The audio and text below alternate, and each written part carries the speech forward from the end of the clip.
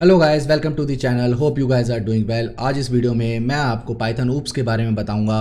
Oops के advantages क्या होते हैं, ऊप्स कितने टाइप्स के होते हैं, ऊप्स रियल टाइम कोडिंग में कैसे यूज़ होता है और कहाँ कहाँ यूज़ करना चाहिए या फिर कहाँ पर यूज़ नहीं करना चाहिए। बट उससे पहले मैं आप लोगों से रिक्वेस्ट करता हूँ कि आप इस वीडियो के अभी लाइक कर दो, चैनल को सब्सक्राइब कर लो और घंटे वाला आइकन भी प्रेस करके नोटिफिकेशन अनेबल कर लो। और last but not the least, comment section में मुझे कमेंट करके बताओ कि आप लोगों को पाइथन के किस टॉपिक में आपको सबसे ज़्यादा डाउट या कन्फ्यूजन है, या फिर आप पाइथन क्यों सीखना चाहते हो। राइट, इससे होगा क्या कि आप लोगों के कमेंट के बेसिस पे मैं अपनी आगे की वीडियोस को प्लान करूंगा। तो चलो आज का टॉपिक स्टार्ट करते हैं।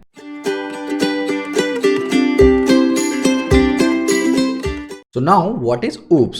So OOPS stands for Object Oriented Programming, right? So Object Oriented Programming is a process or concept of development. It means कि आपका जो मैथोलॉजी होता है किसी भी प्रोग्राम को डेवलप करने का, किसी भी प्रोग्राम को क्रिएट करने का, सो उसके अंदर ऑब्जेक्ट ओरिएंटेड प्रोग्रामिंग का कंसेप्ट आप इंप्लीमेंट करते हो। राइट, सो बेसिकली बस ये इतना ही है। राइट, अब क्या क्या इसमें कंपोनेंट होते हैं, क्या इसके एडवांटेजेस होते हैं, वो हम आगे मैं आपको यहाँ पे क्लियर कर दूंगा। राइट, सो सबसे पहले हम बात करते हैं एडवांटेजेस की। तो सबसे पहला और सबसे बड़ा दो एडवांटेज है आपको, अगर आप ऊप्स के कंसेप्ट को अपने कोडिंग में इंप्लीमेंट करते हैं तो आप एक प्रो कोडर कहलाते हैं। राइट, मैं यहाँ पर बात कर रहा हूँ कि जो एक एक कंसेप्ट को बहुत ही बारीकी से अपने प्रोग्राम्स में इंप्लीमेंट करते हैं, चाहे वो एब्स्ट्रैक्शन का हो, चाहे इनहेरिटेंस का हो, चाहे क्लासेस का हो। ठीक है, सो ये सब जब आप मेंटेन करते हो अपने कोड में तो आपके सीनियर को या फिर आपके टीम मेंबर को भी लगता है कि हाँ, ये एक अच्छा प्रोग्रामर है और ये अच्छी कोडिंग करता है। राइट, सो आप एक प्रो कोडर बन जाते हो जब आप अपने प्रोग्राम्स में ऊप्स के कंसेप्ट्स को इंप्लीमेंट करते हो। ठीक है, सेकंड जो बड़ा एडवांटेज है वो है रीयूजेबिलिटी। राइट, तो जब आप क्लासेस वगैरह इंप्लीमेंट करते हो तो आपका कोड जो है रीयूजेबिलिटी के पैरामीटर्स पे बिल्कुल सही और सटीक उतरता है। राइट, सो आपने एक जगह अपनी क्लास क्रिएट करी और उस क्लास को अगर आपको लगता है कि आप सेम क्लास कहीं और भी यूज़ कर सकते हो तो आपको दोबारा से कोड लिखने की ज़रूरत नहीं है। आप वही सेम क्लास या फिर अपनी स्क्रिप्ट उठाओगे और आप अपने दूसरे प्रोग्राम में यूज़ कर सकते हो। राइट, उसके बाद हम बात करते हैं कोड मैनेजमेंट की। तो इससे क्या होता है कि जब आप क्लासेस ऑब्जेक्ट्स वगैरह सब अपना बहुत ही मैनेज तरीके से आप उसमें यूज़ कर रहे हो तो आपका कोड को जो है मैनेज करना भी बहुत आसान होता है। यानी कि आप मैनेजमेंट कैसे आता है, लाइक आपको एक आपने क्लास क्रिएट करी, अब उसको आपको किसी और पैकेज में या फिर किसी और आपको मॉड्यूल के अंदर आपको ट्रांसफ़र करना है या फिर मूव करना है। राइट, सो आप बहुत ही ईजिली आप जो है सिर्फ अपनी स्क्रिप्ट उठाओगे और वहाँ पे आप जो है उसको ट्रांसफ़र कर दोगे, आप मूव कर दोगे। तो उससे क्या होगा कि आपका कोड मैनेजमेंट जो है वो भी बहुत ही ज़्यादा बेहतरीन होता है। जो हमारा फोर्थ पॉइंट है वो है इम्प्रूव्ड प्रोडक्टिविटी। सो अब क्या होता है कि reusability of code and code management की वजह से आपका जो डेवलपमेंट टाइम है वो काफ़ी ज़्यादा इम्प्रूव होता है, वो काफ़ी ज़्यादा कम हो जाता है। अगर एक नॉर्मल पर्सन है जो कि ऊप्स के कंसेप्ट को इम्प्लीमेंट नहीं कर रहा है, अगर वो एक प्रोग्राम को क्रिएट करने में अगर वो 1 घंटा ले रहा है तो ऑफकोर्स आई एम श्योर कि आपकी जो प्रोडक्टिविटी है उस पर्सन से 30 to 40% तक, अगर मैं ज़्यादा से ज़्यादा की भी बात ना करूँ तो 40% भी नहीं तो 20 to 30% तो आपकी प्रोडक्टिविटी, बेसिकली मेरे कहने का मतलब यहाँ पे ये है कि अगर वो 1 घंटा ले रहा है तो आप वहाँ पर लोगे करीब 40 मिनट्स, दैट्स इट। ठीक है, तो आप 20 मिनट पहले उसके कंपैरिजन में अपने काम को ख़त्म कर सकते हो, जिससे आपके सीनियर्स के ऊपर भी अच्छा इंप्रेशंस पड़ता है। राइट, जो हमारी लास्ट चीज़ है वो है सिक्योरिटी। सो सिक्योरिटी बेसिकली क्या है कि जब आप सारे रूल्स फॉलो करते हो, बेसिकली यहाँ पे अगर हम सिर्फ एब्स्ट्रैक्शन की बात करें तो यस, यहाँ पर सिक्योरिटी बहुत ही ज़्यादा इंपॉर्टेंस रखती है, जिसको हम एब्स्ट्रैक्शन के थ्रू इम्प्लीमेंट करते हैं। ठीक है, अब एब्स्ट्रैक्शन क्या होता है वो हम आगे मैं आपको यहाँ पे क्लियर कर दूंगा। ठीक है, सो अब हम बात कर लेते हैं कि कितने तरह के कंसेप्ट होते हैं ऑब्जेक्ट ओरिएंटेड प्रोग्रामिंग के अंदर। राइट, सो पहली चीज़ जो हमारे पास आती है वो है क्लास। ठीक है, तो ऑब्जेक्ट ओरिएंटेड प्रोग्रामिंग जब आप इंप्लीमेंट करने की सोचते हो तो सबसे पहले आपको अपने प्रोग्राम के अंदर क्लासेस के ऊपर काम करना पड़ता है। आपको अगर एक प्रोजेक्ट बनाना है तो उसके अंदर जितनी भी क्लासेस रिक्वायर्ड हैं आपको सारी क्लासेस क्रिएट करनी चाहिए। ठीक है, अब क्लास क्या होता है, class is just a template. ठीक है, तो उसके बारे में मैं आगे बताऊंगा। अभी हम बात कर रहे हैं कितने तरह के कंसेप्ट या फिर कितने तरह के कंपोनेंट होते हैं ऑब्जेक्ट ओरिएंटेड प्रोग्रामिंग के अंदर। ठीक है, तो पहली चीज़ होगी हमारी क्लास। राइट, सेकेंड चीज़ जो सबसे हमारी इंपॉर्टेंट है वो है हमारी यहाँ पर ऑब्जेक्ट। ठीक है, सो ऑब्जेक्ट क्या होता है, ऑब्जेक्ट जो है वो क्लास का ही रेफरेंस होता है। ठीक है, सो यहाँ पे ये दो चीज़ें हमारी इंपॉर्टेंट हैं, क्लास एंड ऑब्जेक्ट। उसके बाद हम बात करते हैं, यहाँ पर हमारे पास आएगा मेथड्स। ठीक है, तो मेथड्स में क्या होता है, कुछ बिहेवियर आप डिफाइन करते हो कि हाँ ये जो है इस क्लास का या फिर इस ऑब्जेक्ट का ये बिहेवियर होगा, तो वो सारा बिहेवियर जो है वो एक मेथड के अंदर आप इम्प्लीमेंट करते हो। ठीक है, सो उसके बाद हम बात करते हैं पॉलीमॉर्फिज्म की। सो पॉलीमॉर्फिज्म में क्या होता है कि अगर हम लेमन लैंग्वेज में अगर हम बात करें तो इसका मतलब सिर्फ इतना ही है, सिंपल सा मतलब है कि एक नाम और मल्टीपल टास्क और मल्टीपल परफॉर्मर आप कह सकते हो यहाँ पर। ठीक है, सो बेसिकली क्या है, एक ही नाम होगा बट उसके जो फंक्शनैलिटी होगी वो डिफरेंट तरीके से काम करेगी डिफरेंट सिचुएशंस में या डिफरेंट क्लास या डिफरेंट प्रोग्राम्स के अंदर, राइट। उसके बाद हम बात करते हैं इनहेरिटेंस की। तो सबसे कॉमन एग्जांपल जो है वो यही है, फादर और सन का, राइट, जिसमें कि आप जो सन जो होता है वो अपने फादर की कुछ प्रॉपर्टीज़ को इनहेरिट करता है, तो उसे हम कहते हैं इनहेरिटेंस। ठीक है, जो हमारा लास्ट जो यहाँ पर हमारा कंसेप्ट है वो है एब्स्ट्रैक्शन का। जैसा कि मैंने अभी आपको बताया था कि सिक्योरिटी पर्पज से एब्स्ट्रैक्शन काफ़ी ज़्यादा यूज़ किया जाता है। तो एब्स्ट्रैक्शन में क्या होता है कि कोई भी ऐसी चीज़ जो यूज़र की मतलब की नहीं है, उसको सिर्फ फंक्शनैलिटी से मतलब होता है। लाइक अगर हम बात करें टीवी रिमोट की, राइट, हम सिर्फ बटन दबाते हैं और हमारे चैनल चेंज हो जाते हैं, बटन दबाते हैं हमारा वॉल्यूम चेंज हो जाता है, बट हमें ये नहीं पता कि रिमोट के अंदर क्या प्रोग्रामिंग करी हुई है, हमें कुछ नहीं पता, हमें सिर्फ बटन दिखता है वॉल्यूम कम का या फिर चैनल चेंज का, दैट्स इट। तो सेम उसी तरीके से जब हम एब्स्ट्रैक्शन को इम्प्लीमेंट करते हैं तब हम यूज़र को जो है कुछ ऐसे एक्सेस पॉइंट देते हैं कि हाँ आप इसके थ्रू ये फंक्शनैलिटी को इम्प्लीमेंट कर सकते हैं, बट उसके अंदर क्या हो रहा है ये यूज़र को बिल्कुल भी पता नहीं चलता है। ठीक है, सो एब्स्ट्रैक्शन को हम किस तरीके से इंप्लीमेंट कर सकते हैं वो भी मैं आपको अपनी आगे आने वाली वीडियोस में मैं आपको क्लियर कर दूंगा, राइट। सो अब बात करते हैं, ये सारे हमने जो है अभी तक 6 जो हमारे कंसेप्ट है वो सारे मैंने आपको क्लियर कर दिए हैं। अगर यहाँ तक अगर आपको कोई भी डाउट है, हाँ मैंने अभी तक आपको डिटेल में अभी नहीं बताया, बट हम अब जाके यहाँ पर डिटेल में मैं आपको सारी चीज़ें एक एक करके मैं आपको क्लियर कर दूंगा। ठीक है, सो अब बात कर लेते हैं हम what is a class. So class क्या होती है, जैसा कि मैं आपको ऑलरेडी बता चुका हूँ, class is a template, right. So template में क्या होता है कि आप एक रूपरेखा तैयार करते हो अपने एक प्रोग्राम की, ठीक है, या फिर जो आपने जिस चीज़ के लिए आप वो क्लास बना रहे हो उसकी एक रूपरेखा तैयार करते हो कि हाँ ये मेरी क्लास है और इसके अंदर मैं ये काम करने वाला हूँ, जिसके अंदर आप ऑब्जेक्ट्स बनाते हो, जिसके अंदर आप मेथड्स बनाते हो, बहुत सारी कीवर्ड्स यूज़ करते हो, लाइक इंपोर्ट, आप जो मॉड्यूल्स को या फिर पैकेजेस को जब आप यूज़ करना चाहते हो तो उसको यूज़ करने के लिए आपको इंपोर्ट कीवर्ड का भी यूज़ करना पड़ता है। तो आप बहुत सारी चीज़ें मिला के एक आपकी क्लास बनती है जिसको हम एक टेम्पलेट का नाम दे देते हैं। ठीक है, सो ये होती है हमारी क्लास। ठीक है, अब क्लास के अंदर क्या क्या होते हैं, जैसा कि मैंने अभी आपको बताया, ऑब्जेक्ट, उसके बाद मेथड्स भी होते हैं और एट्रीब्यूट्स होते हैं। एट्रीब्यूट्स मीन्स लाइक आपके वेरिएबल जो भी आपने एक क्लास के अंदर डिफाइन किए हैं। ठीक है, अब बात कर लेते हैं हमारे पास ऑब्जेक्ट्स। ठीक है, अब ऑब्जेक्ट क्या होता है, जैसे मैं आपको ऑलरेडी बता चुका हूँ, object is a reference of a class और instance of a class, right. So उस ऑब्जेक्ट के थ्रू आप उस क्लास की सारी प्रॉपर्टीज़ को, जो भी एक्सेसिबल प्रॉपर्टीज़ है वो सारी आप एक्सेस कर सकते हो। ठीक है, तो आज की वीडियो में हम जो है सिर्फ क्लास और इंस्टांस के बारे में देखेंगे। मैं आपको बताऊंगा कि हम आज की वीडियो में कैसे क्लास को इम्प्लीमेंट करेंगे, कैसे हम उनके वेरिएबल्स को एक्सेस करते हैं थ्रू इंस्टांस। ठीक है, तो ये इंस्टांस बना के भी हम यहाँ पर आपको क्लियर कर दूंगा कि कैसे इंस्टांस क्रिएट किया जाता है, कैसे क्लास क्रिएट की जाती है, और रियल टाइम में अगर आपको अपनी क्लास और इंस्टांस को यूज़ करना है तो आप कैसे यूज़ करोगे। ठीक है, सो चलो अब मैं अपना ऑन कर लेता हूँ पाईचार्म। अब हम पाईचार्म पे काम करेंगे, राइट। ठीक है, सो मैं यहाँ पे ओपन कर लेता हूँ पाईचार्म, सॉरी पाईचार्म।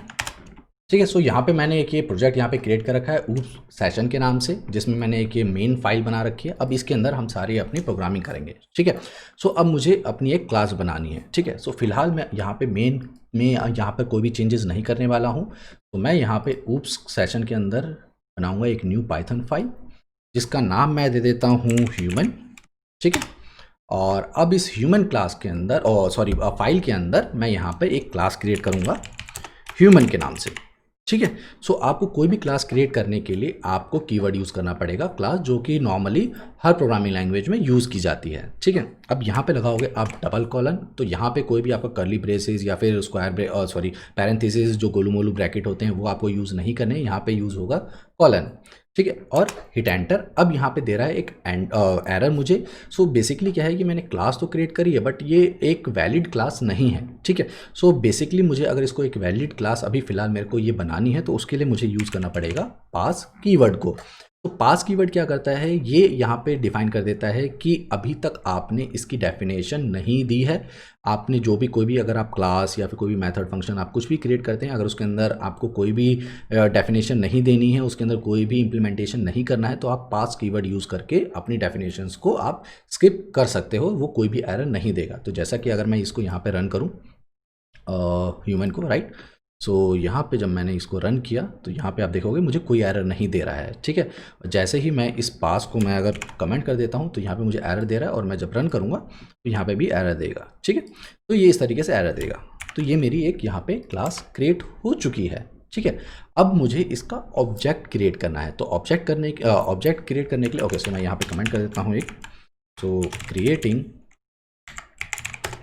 Class, right.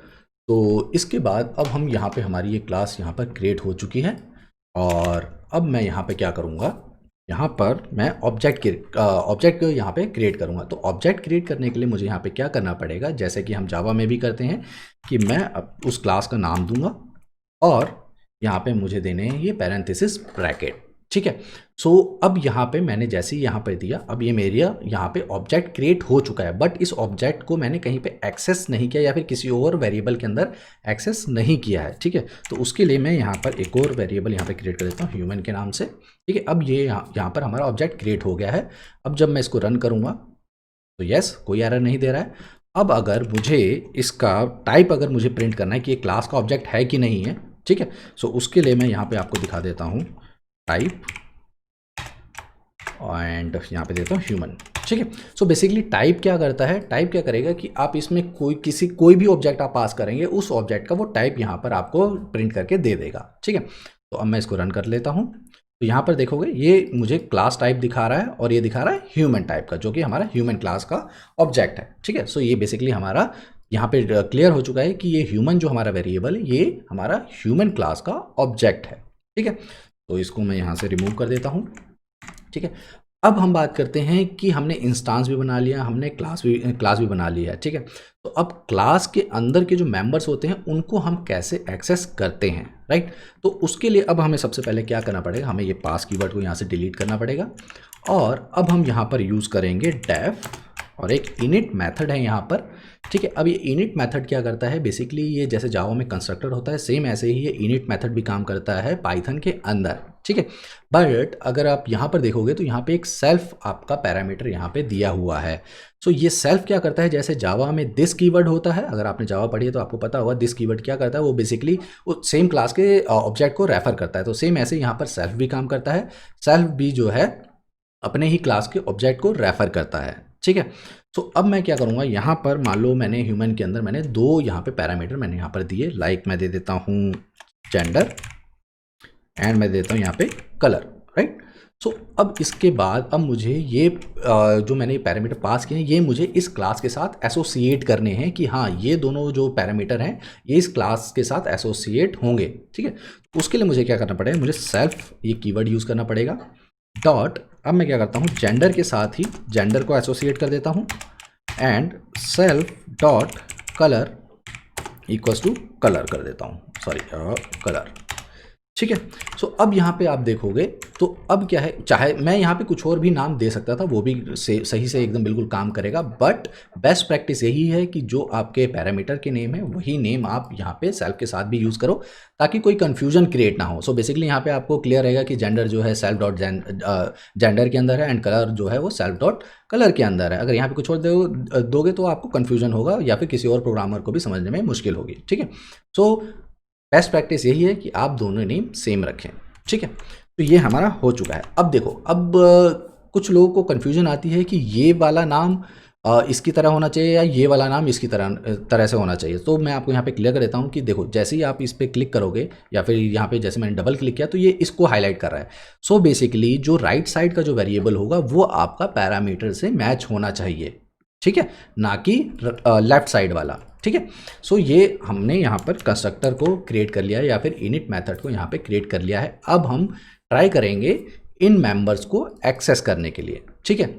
सो अब बेसिकली अब जब मैं रन करूँगा तो देखो क्या होता है यहाँ पर, तो यहाँ पे मुझे एरर दे रहा है, type error which is init missing 2 required positional arguments gender and colour, ठीक है। अब जेंडर और कलर क्योंकि मैंने यहाँ पे दिया हुआ है कि ह्यूमन के अंदर ये मुझे दो वेरिएबल मुझे डिफाइन करने पड़ेंगे जब मैं इसका ऑब्जेक्ट क्रिएट करूँगा, ठीक है। अगर मैं ऑब्जेक्ट क्रिएट नहीं करूँगा तो मुझे कोई भी एरर नहीं देगा ये, बट हाँ जैसे मैं इसका ऑब्जेक्ट क्रिएट करूँगा तो ये मुझे एरर देगा, क्योंकि मैंने इसको बोला है अपने कोड में जो मैंने डेफिनेशन दी है कि उसमें जेंडर और कलर मुझे देना ही पड़ेगा। तो जैसे ही आप इनिट के अंदर कोई भी पैरामीटर आप पास करोगे तो ऑब्जेक्ट बनाते वक्त आपको दो पैरामीटर आपको पास करने ही पड़ेंगे, ठीक है। सो यहाँ पर मैं दे देता हूँ लाइक मेल और यहाँ पर मैं दे देता हूँ वाइट, ठीक है। सो अब मुझे ये यहाँ पर कोई एरर नहीं देगा, ठीक है। यहाँ पे मुझे कोई भी एरर नहीं दे रहा है। तो अब जैसे कि मैं अभी बहुत सारी मैंने एक टर्म यूज़ करी है पैरामीटर की, ठीक है। तो मैं आपको एक और चीज़ यहाँ पे क्लियर कर देता हूँ। जब भी हम कोई भी वैल्यूज़ या फिर वेरिएबल डिक्लेयर करते हैं, ठीक है, सो इनको कहते हैं हम पैरामीटर्स। बट जब इन पैरामीटर्स की वैल्यूज़ को हम डिक्लेयर करते हैं उनको कहते हैं हम आर्ग्यूमेंट्स, ठीक है। तो ये आपका डिफरेंस होता है पैरामीटर्स में और आर्ग्यूमेंट्स में, ठीक है। वैसे अलग अलग प्रोग्रामिंग लैंग्वेज में अलग अलग तरीक़ों से भी यूज़ कर लेते हैं, बट उससे कोई फ़र्क नहीं पड़ता, बस आपको कंसेप्ट क्लियर होना चाहिए अगर स्पेसिफिकली कोई पूछ लेता है तो, ठीक है। अदरवाइज एज सच जब आप अपने या फिर टीम में या फिर बात करते हो तो वो ऑटोमेटिकली समझ जाता है कि आप किस चीज़ की बात कर रहे हो, ठीक है। सो इतना सा है, राइट। सो अब ये यहाँ पर मैंने एक क्लास क्रिएट कर दी है। अब अगर मुझे ये जेंडर और कलर के कलर का जो वेरिएबल है ये मुझे एक्सेस करना है, उसके लिए मुझे क्या करना पड़ेगा, तो उसके लिए आपको यूज़ करना है एक्सेस ऑपरेटर को, ठीक है, जो कि डॉट होता है। जैसे ही मैं यहाँ पे प्रिंट करता हूँ, मैं यहाँ पे करता हूँ ह्यूमन डॉट, मैं यहाँ पे लगाता हूँ, देखो अब मेरे डॉट लगाते ही जितने भी इसके एट्रीब्यूट्स है वो सारे मेरे पास ये आ रहे हैं, ये सारे मैं यूज़ कर सकता हूँ या फिर एक्सेस कर सकता हूँ, ठीक है। तो अभी फ़िलहाल मुझे कलर और जेंडर को यूज़ करना है, तो मैं यहाँ पे डाल देता हूँ कलर, यहाँ पे डाल देता हूँ मैं डॉट जेंडर, ठीक है। तो देख रहे हो यहाँ पे सारे मेरे ऑटोमेटिकली यहाँ पे एक्सेस हो रहे हैं। इसको मैं यहाँ डाल देता हूँ क्योंकि पहले हमने जेंडर दिया हुआ है, ठीक है, इस तरीके से। ओके, सो यहाँ से मैं इसको रिमूव कर देता हूँ और अब मैं इसको रन करता हूँ। तो यस, हमारा बिल्कुल ये काम कर गया ठीक से। मेल हमारे पास आ रहा है एज जेंडर एंड वाइट हमारे पास आ रहा है एज कलर, ठीक है। सो यहाँ पर हमने एक बेसिक क्लास को यहाँ पे क्रिएट कर लिया है, उसके वेरिएबल्स हमने डिफाइन किए हैं, एट्रीब्यूट्स आप कह सकते हो यहाँ पर, और यहाँ पर हमने एक ऑब्जेक्ट को क्रिएट कर लिया है। सो क्रिएटिंग ऑब्जेक्ट ऑफ क्लास, ठीक है। सो ये हमारा यहाँ पे क्रिएट हो चुका है। तो अब मैं यहाँ पे आपको एक और चीज़ क्लियर कर देता हूँ। सो बेस्ट प्रैक्टिस जो होती है, कोई भी आर्ग्यूमेंट जब आप डिक्लेयर करते हो तो उसके लिए बेस्ट प्रैक्टिस क्या है और वो क्यों यूज़ करनी चाहिए वो भी मैं आपको यहाँ पे क्लियर कर देता हूँ। सो देखो अब मैंने यहाँ पे मेल किया है, यहाँ पे वाइट कर लिया है, ठीक है। अब मैं यहाँ पे जो क्या करता हूँ, मैं अगर इसको मान लो गलती से मैंने वाइट पहले कर दिया और मेल यहाँ कर दिया, ठीक है। सो और यहाँ पे मैं मैं कुछ और भी दे देता हूँ, यहाँ पे दे देता हूँ जेंडर, ठीक है, और यहाँ पर दे देता हूँ मैं कलर, सॉरी क्या हो रहा है यहाँ पर, कलर, राइट। अब मैं इसको रन करता हूँ, अब देखो क्या होता है। जेंडर मेरे पास यहाँ पे दिखा रहा है वाइट और कलर दिखा रहा है मेल, क्योंकि यहाँ पे गलती से मैंने स्वैप कर दिया है। जबकि जब मैंने ये क्लास अपनी जब डिक्लेयर करी थी तब वहाँ पे मैंने दिया था जेंडर पहले और उसके बाद मैंने कलर दिया था, बट यहाँ पर ये स्वैप हो गया और उसी वजह से मेरा यहाँ पे जो डेटा मेरे पास जो प्रिंट हो रहा है वो गलत प्रिंट हो रहा है।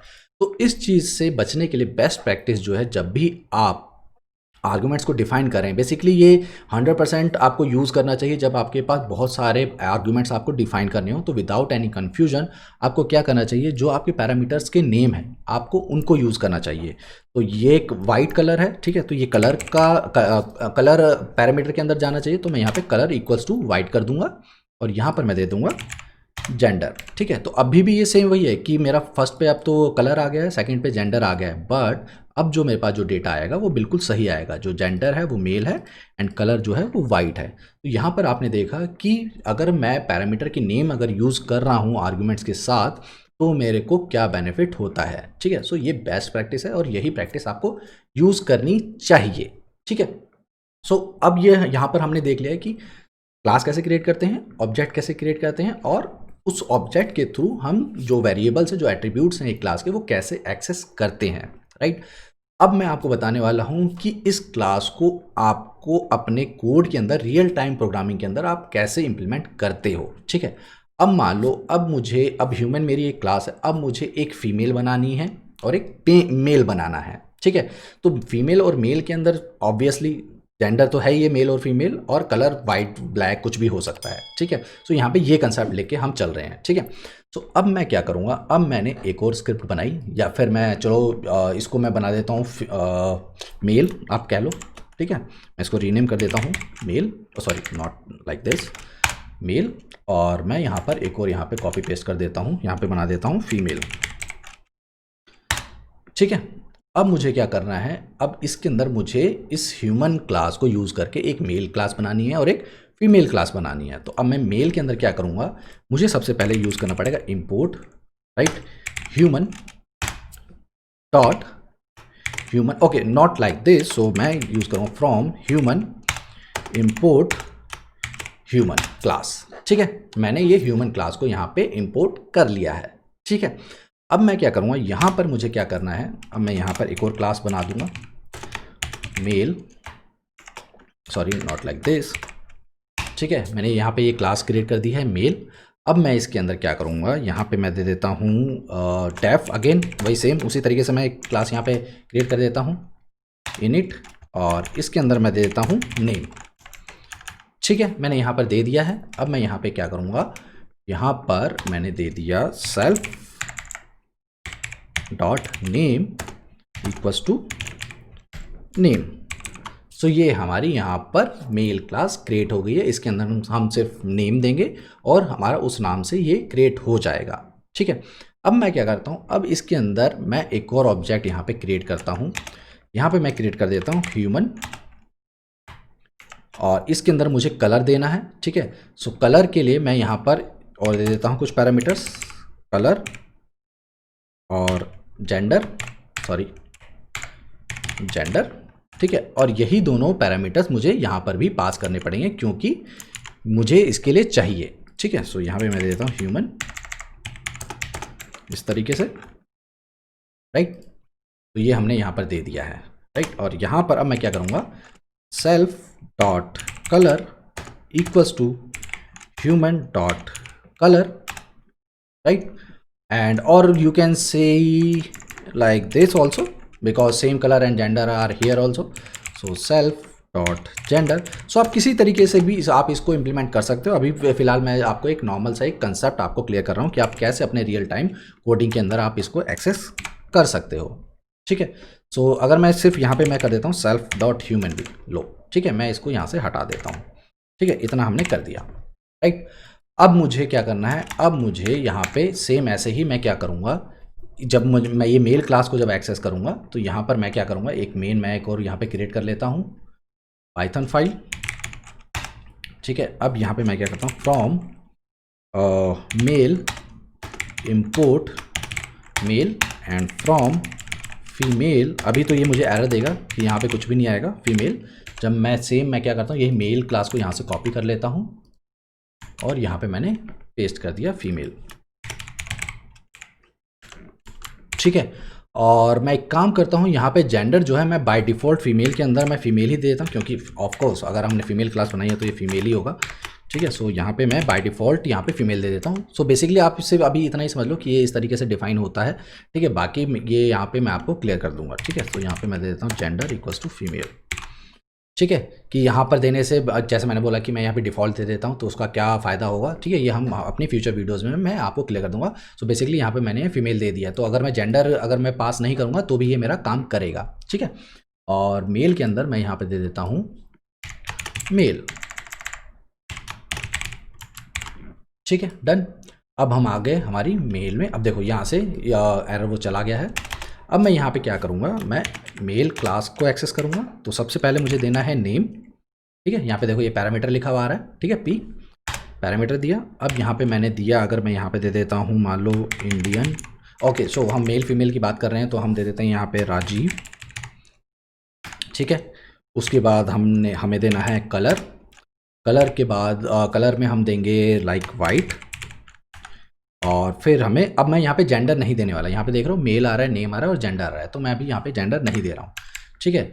और यहाँ पे हम कर देते हैं एम इक्वल्स टू, यहाँ पे कर देते हैं एफ इक्वल्स टू, और यहाँ पे देते हैं फीमेल, फीमेल क्लास।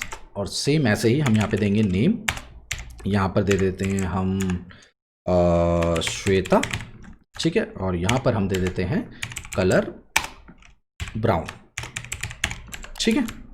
सो ये हमारे पास क्रिएट हो चुका है सब कुछ, ठीक है। अब मैं जब इसको रन करूँगा तो जैसा कि मैंने यहाँ पर जेंडर नहीं दिया है तो ये मुझे एरर नहीं देगा कोई भी, ठीक है। देखो यहाँ पे कोई भी एरर नहीं दे रहा है, और ये प्रिंट स्टेटमेंट हमने ह्यूमन के अंदर यूज़ करी है, तो मैं इसको यहाँ से हटा देता हूँ, ठीक है, और मुझे इसको यहाँ से भी हटाना पड़ेगा, ठीक है। सो ये मैंने हटा दिया है। तो अब जो ऑब्जेक्ट जो है वो हमारा जो क्रिएट हो रहा है वो मेल के अंदर क्रिएट हो रहा है यहाँ पर, ठीक है, और फीमेल के अंदर, ठीक है। तो अब आपने देखा कि मुझे मेल और फीमेल जब मैंने क्लास बनाई तो मुझे ह्यूमन क्लास को बार बार 2 बारी क्रिएट करने की ज़रूरत नहीं पड़ी, मैंने एक ही बार क्रिएट किया था उसको सिर्फ, और मैंने अपनी दोनों अलग अलग क्लासों में यूज़ कर लिया है, तो जिससे मेरा डेवलपमेंट टाइम मेरा बच गया दूसरी बार ह्यूमन क्लास को क्रिएट करने के लिए, राइट। क्योंकि मैं चाहता तो मैं इसको ऐसे भी क्रिएट कर सकता था, male human and female human करके भी, बट नहीं, ठीक है। हम जो बेस्ट प्रैक्टिस है वो यही है, क्योंकि जो अगर हम ह्यूमन की बात कर रहे हैं तो कलर एंड जेंडर सब में ही सेम होगा, ठीक है। तो इसीलिए मैंने एक अलग से क्लास क्रिएट कर दी ह्यूमन की, और अब हमने फीमेल और मेल की बनाई, जिसके अंदर हमने एक और नया एट्रीब्यूट डाल दिया नेम करके, ठीक है। तो ये सारी चीज़ें हमारी बिल्कुल स्ट्रीमलाइन हो चुकी हैं और यहाँ पर हमने एक्सेस कर लिया है, ठीक है। अब मुझे जानना है कि मेल का क्या नाम था, ठीक है। तो अब मैं सेम वैसे ही करूँगा, प्रिंट एम डॉट नेम, और यहाँ पे चलो यहीं पे मैं कर देता हूँ एफ डॉट नेम, ठीक है। तो अब देखो हमारे पास राजीव एंड श्वेता प्रिंट होना चाहिए, तो यहाँ पे देखो हमारा राजीव एंड श्वेता प्रिंट हो चुका है। तो इट मीन्स हमारी सारी क्लासेस एंड सारे ऑब्जेक्ट्स बिल्कुल ठीक तरीके से काम कर रहे हैं। सेम ऐसे ही आप कलर ऑब्जेक्ट को भी और वेरिएबल को भी एक्सेस कर सकते हो, ठीक है गाइज। सो आई होप आपको ऑब्जेक्ट और क्लासेस का जो फंक्शनैलिटी है, क्या प्रोसेस होता है, क्या कंसेप्ट होता है, किन प्रोसेस से ये इम्प्लीमेंट किया जाता है, और रियल टाइम कोडिंग में भी मैंने आपको इम्प्लीमेंट करके दिखा दिया है यहाँ पर कि कैसे आप इम्प्लीमेंट कर सकते हो अपने रियल टाइम कोडिंग के अंदर, ठीक है गाइज। सो मैं आपको दोबारा से एक बार ये ब्रीफली समझा देता हूँ कि मैंने किस किस प्रोसेस से जाके मैंने ये मेन क्लास तक हम पहुँचे हैं, ठीक है। सो सबसे पहले हमने क्या किया था, हमने एक ह्यूमन क्लास क्रिएट करी थी, उसके अंदर हमने इनिट मेथड को डिफाइन किया यहाँ पर, जिसके अंदर हमने 2 पैरामीटर पास किए, जेंडर और कलर, और इन दोनों पैरामीटर्स को हमने क्लास वेरिएबल्स के साथ हमने से जो हमारी ह्यूमन क्लास है उसके साथ एसोसिएट कर दिए, ठीक है। उसके बाद हमने स्क्रिप्ट्स और बनाई, मेल और फीमेल करके। तो हमने मेल के अंदर हमने एक और पैरामीटर हमने पास किया नेम, और उसी के अंदर हमने ह्यूमन क्लास के ऑब्जेक्ट को भी कॉल करा लिया है, राइट। मैं एक चीज़ क्लियर कर देता हूँ, अभी से भी ये मैंने समझाने के लिए यहाँ पे किया है, बट ये बेस्ट वे नहीं है, ठीक है। वो हम बाद में देखेंगे आगे, जो भी हम अपने कंसेप्ट यहाँ पे क्लियर करेंगे तो आगे मैं आपको क्लियर कर दूंगा कि बेस्ट वे क्या है इस तरीके से इसको एक्सेस करने के लिए, ठीक है। सो हमने हमने एक क्लास बनाई, सेम ऐसी हमने एक फीमेल क्लास भी बनाई, और तब हमने मेन जो हमारी स्क्रिप्ट है हम उसके अंदर आए, और हमने यहाँ पर जो है मेल क्लास का ऑब्जेक्ट हमने बनाया, फीमेल क्लास का ऑब्जेक्ट बनाया, और हमने यहाँ पर जो है उन दोनों को एक्सेस कर लिया, दोनों के नेम वेरिएबल्स को हमने यहाँ पर एक्सेस कर लिया है, ठीक है गाइज। सो आई होप यहाँ पर आपको ऑलमोस्ट सारी चीज़ें यहाँ पे आपको क्लियर हो गई होंगी।